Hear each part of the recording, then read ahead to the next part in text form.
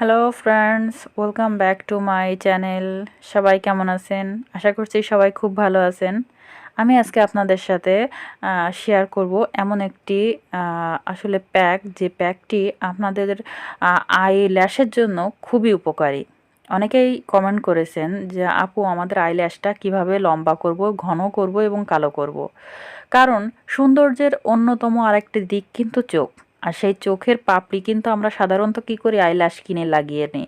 তো সেটা যদি আর না লাগানো লাগে, সেটা যদি আমাদের নিজেদের অরিজিনালি হয়, তাহলে কেমন হয়? তাই আজকে আমি আপনাদের সাথে সেই বিষয় শেয়ার করব। তো চলুন ভিডিওটি শুরু করি।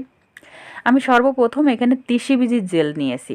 আর তিসি বীজের জেল কিভাবে বানাতে হয় যদি কিনা অনেকেই না জেনে থাকেন, তাহলে অবশ্যই আমাকে বেশি বেশি কিভাবে বানাতে হয় আমি আপনাদের দেখিয়ে দেবো। আর তারপরেও এখন শর্টলি বলে দিই, এটা যতটুকু পানি তিসি বীজ নেবেন তার তিন ডবল পানি নেবেন, নিয়ে আপনারা 5 থেকে 7 মিনিট জাল করবেন। তারপরে আপনারা জেলটা বেরিয়ে হয়ে গেলে সেঁকে নেবেন যে কোনো ছাঁকনির সাহায্যে। যাই হোক, এরপর আমি স্টক করছি ফ্রিজে, নর্মাল ফ্রিজে রেখে দিয়েছি।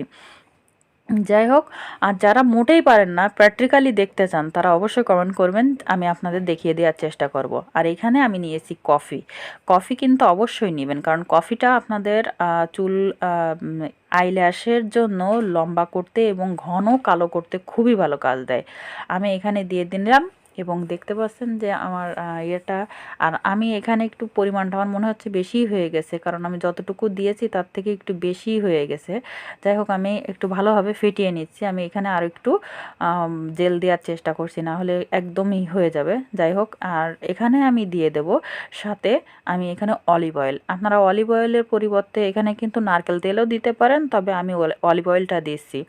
অলিভ অয়েলটা দিলে কি হবে, যে আপনাদের চোখে যদি বাইচান্স যায়ও কোনো সমস্যা হবে না, কারণ সাধারণত অলিভ অয়েলটা কিন্তু বাচ্চাদের জন্যই মানে আমরা ব্যবহার করে থাকি।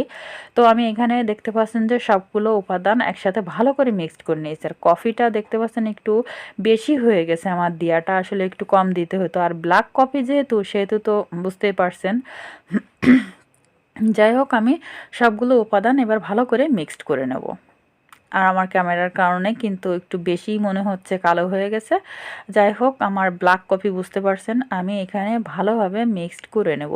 আর এটা আপনারা স্টক করবেন 2 থেকে 3 দিন, মানে এটা আপনারা বানিয়ে 2 থেকে 3 দিন ব্যবহার করবেন, আবার নতুন করে বানিয়ে ফেলবেন। দিনে 3-4বারও আপনারা দিতে পারেন। আমার সবগুলো জিনিস ভালো করে মিক্সড করে ছোট্ট একটা কৌটায় আমি আপনাদের এখানে তুলে দেখাচ্ছি যে আমি ছোট্ট একটি কৌটায় এখানে নিয়েছি, যেহেতু আমি 2 থেকে 3 দিনের জন্য ব্যবহার করব। তো আপনারাও এরকম চেষ্টা করবেন অল্প করে বানানোর, তারপরে আবারও নতুন করে বানাবেন, কারণ যেহেতু চোখের পাশের বিষয়, তো সেখানে তো বেশি দিনের স্টক করা যাবে না। এবং এইটা আপনারা হয়তো বা কটনের সাহায্যেও লাগাতে পারেন, বা আপনারা এরকম একটা ব্রাশ, আপনাদের মেকআপ ব্রাশ থাকলে তার সাহায্যেও লাগাতে পারেন। আমি হাতে লাগিয়ে দেখাচ্ছি, আপনারা এটা অবশ্যই ল্যাশে লাগাবেন। এবং তলে আপনারা অবশ্যই একটা কাগজ দিয়ে নেবেন, তাহলে আপনাদের জন্য খুবই ভালো হবে। কাগজ দিয়ে নিলে আপনাদের চোখে যাওয়ার সম্ভাবনাটা খুবই কম থাকবে। তো আমি অনুরোধ করব, অবশ্যই চোখের নিচে একটা কাগজ দিয়ে নেবেন, তাহলে আপনাদের কোনো প্রবলেম হবে না।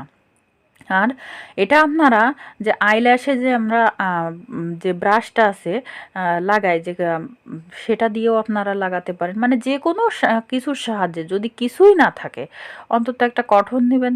কটনও না থাকলে আপনারা একটা কাপড়, একটা যে কোনো কিছুর মাথায় পেঁচিয়ে, ছোটো কোনো কিছুর পেঁচিয়ে সেই কাপড়ের সাহায্যেও লাগাতে পারেন। মোদ্দা কথা হচ্ছে আপনারা মূলত ল্যাশে লাগাবেন। তো ভিডিওটি যদি ভালো লাগে তাহলে অবশ্যই লাইক, শেয়ার, অবশ্যই কমেন্ট করবেন। চ্যানেলে নতুন হলে চ্যানেলটি